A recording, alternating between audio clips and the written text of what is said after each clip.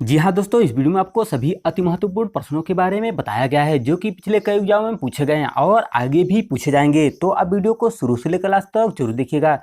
यदि आप चैनल पे पहली बार आए हो तो चैनल को सब्सक्राइब कर लीजिए और बेल आइकन को भी प्रेस कर लीजिए, जिससे मैं जब भी कोई वीडियो अपलोड करूँ तो आपके पास नोटिफिकेशन सबसे पहले पहुँचे। तो चलते हैं क्वेश्चन की तरफ। और पहला क्वेश्चन है, वनस्पति संवर्धन से संबंधित विज्ञान की शाखा को कहते हैं? ऑप्शन ए ओलेरीकल्चर, दूसरा है हॉर्टिकल्चर, तीसरा है एग्रीकल्चर और चौथा है फ्लोरिकल्चर। अपना आंसर कमेंट में जरूर दीजिएगा। अपना आंसर कमेंट में दीजिए, तब तक मैं यहाँ से मार्कर ले लेता हूँ। तो मैं यहाँ से रेड वाला ले लेते हैं। तो इसमें से ऑप्शन नंबर दूसरा सही है, हॉर्टिकल्चर। और आते हैं नेक्स्ट प्रश्न पे। और अगला प्रश्न है, स्पर्मोलॉजी में किसका अध्ययन किया जाता है? ऑप्शन ए परागकण, दूसरा है बीज, तीसरा है फल और चौथा है पत्ती। तो इसमें से ऑप्शन नंबर दूसरा सही है, बीज। जी हाँ दोस्तों, स्पर्मोलॉजी में बीजों का अध्ययन किया जाता है। आते हैं नेक्स्ट प्रश्न पे। और अगला प्रश्न है, एग्रोस्टोलॉजी में किसका अध्ययन किया जाता है? ऑप्शन है घासों का, दूसरा है फलों का, तीसरा है फसलों का और लास्ट ऑप्शन है तेल बीजों का। तो आपके पास 2 से 3 सेकंड है, अपना आंसर कमेंट में दे सकते हैं। तो ऑप्शन नंबर पहला सही है, घासों का। और आते हैं नेक्स्ट प्रश्न पे। और अगला प्रश्न है, पीडोलॉजी में किसका अध्ययन किया जाता है? ऑप्शन है भूमि का, दूसरा है फलों का, तीसरा है चट्टानों का और लास्ट ऑप्शन है पौधों का। तो आपके पास केवल 2 से 3 सेकंड है, अपना आंसर कमेंट में फटाफट दे सकते हैं। तो ऑप्शन नंबर पहला सही है, भूमि का। जी हाँ दोस्तों, पीडोलॉजी में भूमि का अध्ययन किया जाता है। आते हैं नेक्स्ट प्रश्न पे। और अगला प्रश्न है, पौधों को नाम देने वाले विज्ञान कहलाता है? ऑप्शन एक नामकरण, दूसरा है वर्ग की, तीसरा है पहचान और लास्ट ऑप्शन है वर्गीकरण। तो ऑप्शन नंबर दूसरा सही है, वर्ग की। पौधों को नाम देने वाले विज्ञान को वर्गीकी कहते हैं। और आते हैं नेक्स्ट प्रश्न पे। और अगला प्रश्न है, निम्नलिखित में से किसे वर्गीकी का पितामह कहा जाता है? तो वर्गीकी का पितामह लिनियस को कहा जाता है। जी हाँ दोस्तों, वर्गीकी का पितामह लिनियस को कहा जाता है। और आते हैं नेक्स्ट प्रश्न पे। और अगला प्रश्न है, सूक्ष्मजीव मिलते हैं? ऑप्शन ए रेतीली मिट्टी में, दूसरा है लवणयुक्त पानी में और तीसरा है दलदल भूमि और लास्ट ऑप्शन है इन सभी में। तो आपके पास 2 से 3 सेकंड है, अपना आंसर कमेंट में दे सकते हैं कि सूक्ष्मजीव कहाँ मिलते हैं। तो ऑप्शन नंबर चौथा सही है, इन सभी में। जी हाँ दोस्तों, सूक्ष्मजीव रेतीली मिट्टी में, लवणयुक्त पानी में और दलदल भूमि में भी मिलते हैं। और अगला प्रश्न है, विषाणु वृद्धि करता है? ऑप्शन ए जीवित कोशिका में, दूसरा है चीनी के विलयन में और तीसरा ऑप्शन है मृत शरीर में और लास्ट ऑप्शन है पानी में। तो इसका ऑप्शन नंबर पहला सही है, जीवित कोशिका में। आते हैं अगले प्रश्न पे। और अगला प्रश्न है, साबूदाना किससे बनाया जाता है? ऑप्शन ए पाइनस, दूसरा है सेड्रस, तीसरा है जूनिपेरस और लास्ट ऑप्शन है साइकस। तो इसमें से ऑप्शन नंबर चौथा सही है, साइकस।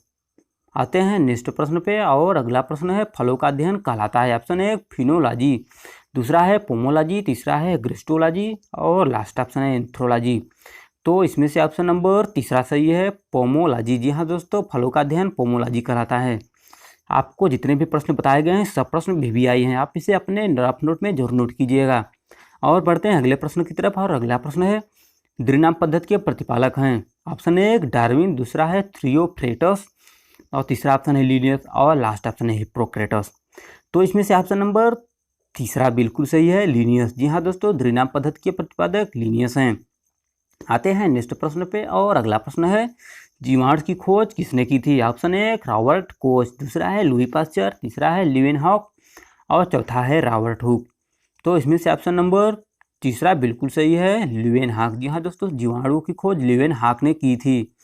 तो बढ़ते हैं अगले प्रश्न की तरफ। और अगला प्रश्न है, जिन पौधों पर बीज बनते हैं किंतु पुष्प नहीं लगते क्या कहलाते हैं? ऑप्शन ए ब्रायोफाइटस, दूसरा है टेरीफाइटस, तीसरा है आवृतबीजी और लास्ट ऑप्शन है अनावृतबीजी। तो आपके पास 2 से 3 सेकंड का टाइम भी है, तो आप अपना आंसर कमेंट में जरूर दीजिएगा कि जिन पौधों पर बीज नहीं बनते हैं किंतु पुष्प नहीं लगते क्या कहलाते हैं। तो ऑप्शन नंबर चौथा सही है, अनावृतबीजी। और आते हैं नेक्स्ट प्रश्न पे। और अगला प्रश्न है, जीवाणुओं की साधारणतः प्रकृति क्या होती है? ऑप्शन एक सर्पीली, दूसरा है गोल, तीसरा है क्षणरूपी और लास्ट ऑप्शन है कौमारूपी। तो आपके पास 2 से 3 सेकंड का टाइम है, आप अपना आंसर कमेंट में बताइएगा। तो आपका आंसर तीसरा बिल्कुल सही है, क्षणरूपी। आते हैं नेक्स्ट प्रश्न पे। और अगला प्रश्न है, जो जीवाणु आकार में सबसे छोटे होते हैं क्या कहलाता है? ऑप्शन एक वाइब्रियो, दूसरा है गोलाणु, तीसरा है दंडाणु और लास्ट ऑप्शन है स्पाइरिल। तो आपके पास 5 सेकंड है, आप अपना आंसर कमेंट में जरूर दीजिएगा। तो ऑप्शन नंबर दूसरा सही है, गोलार्ध। आते हैं नेक्स्ट प्रश्न पे, और अगला प्रश्न है, निम्नलिखित में से कौन सा रोग बैक्टीरिया से होता है। ऑप्शन 1 पीलिया, दूसरा है तपेदिक, तीसरा है चेचक और लास्ट ऑप्शन है ये सभी। तो इसमें से ऑप्शन नंबर दूसरा बिल्कुल सही है, तपेदिक। आते हैं नेक्स्ट प्रश्न पे, और अगला प्रश्न है, मानव की आंत में पाए जाने वाला जीवाणु है। ऑप्शन 1 एशेरिचिया कोलाई, दूसरा है कोरिनो बैक्टीरियम और तीसरा है वाइब्रियो कोलेरी और लास्ट ऑप्शन में से कोई नहीं। इसमें से ऑप्शन नंबर पहला सही है, एशेरिचिया कोलाई। आते हैं नेक्स्ट प्रश्न पे, और अगला प्रश्न है, एंटीबायोटिक्स अधिकांशतः पाए जाते हैं। ऑप्शन 1 आवृत्त बीजियों में, दूसरा है कवकों में, तीसरा है विषाणुओं में और लास्ट ऑप्शन है जीवाणुओं में। तो इसमें से ऑप्शन नंबर चौथा सही है, जीवाणुओं में। जी हाँ दोस्तों, जीवाणु में अधिकतर एंटीबायोटिक्स अधिकांशतः पाया जाता है। और अगला प्रश्न है, इनमें से सबसे छोटा जीव है। ऑप्शन 1 माइक्रोप्लाज्मा, दूसरा है ईस्ट, तीसरा है विषाणु और लास्ट ऑप्शन है जीवाणु। तो आप कमेंट करके जरूर बताइएगा कि सबसे छोटा जीव है। ऑप्शन है पहला सही, माइक्रोप्लाज्मा। और आते हैं नेक्स्ट प्रश्न पे, और अगला प्रश्न है, निम्नलिखित में से कौन सा रोग जीवाणु के कारण होता है। ऑप्शन 1 पेचिश, दूसरा है हैजा, तीसरा है चेचक और लास्ट ऑप्शन इनमें से कोई नहीं। तो दोस्तों ऑप्शन नंबर दूसरा बिल्कुल सही है, हैजा। तो दोस्तों वीडियो कैसी लगी आप कमेंट करके जरूर बताइएगा। मिलते हैं नेक्स्ट वीडियो में, तब तक रखिएगा अपना ख्याल और अपनों का। और हाँ, यदि आपने अभी तक मेरे चैनल को सब्सक्राइब नहीं किया है तो चैनल को सब्सक्राइब कर लीजिए और बेल आइकन को भी प्रेस करना बिल्कुल न भूलिएगा। मिलते हैं नेक्स्ट वीडियो में, आज के लिए बस इतना ही।